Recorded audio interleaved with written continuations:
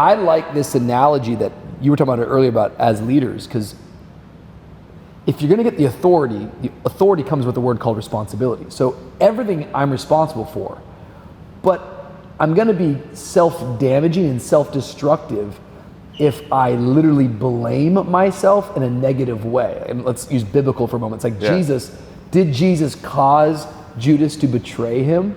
No, but he had to deal with the consequences of it. You know what I mean?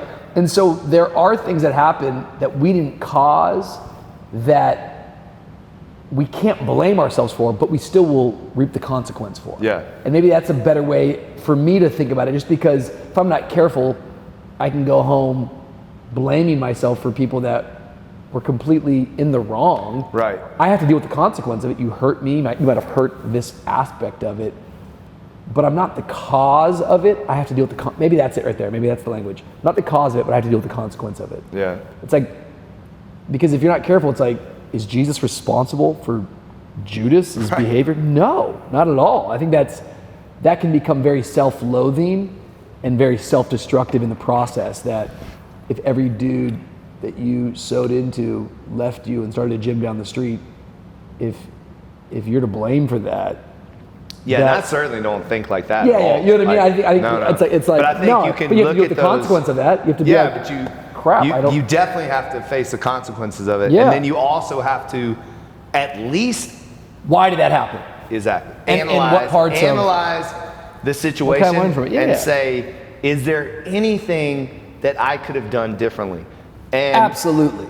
All I'm saying is when you do that, it doesn't mean it's going to change anything, but it means that you can take something positive from it and apply it to the next person. And learn from, And one thing that I'll say is, like, in this business is a constant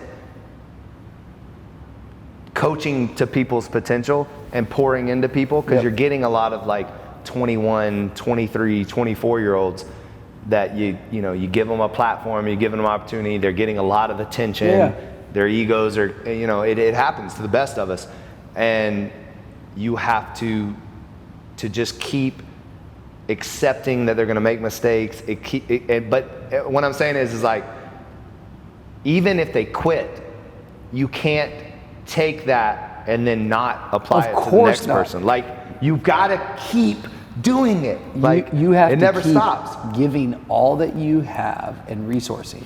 My favorite. Well, what's going to happen, Rich, man, if I train all these guys and give them all my secrets and they leave?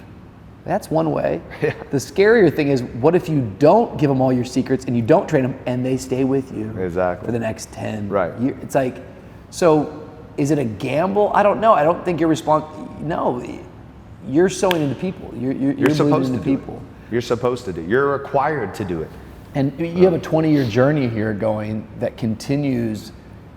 It's not that it's always this. Sometimes it's this, but it does it. I think people think that life is supposed to always just be a continual. I don't think it is. I think it's much more like a heart rate or something. Yeah, exactly. I can see pockets where it's like, dude, I am down. It's like but a it's roller not coaster down. ride. Yeah, it's a little bit of a roller coaster. But over time, the further you get back from that, it is an incline. It is growing. It's progress. Right. Not perfect, but Progress over perfection.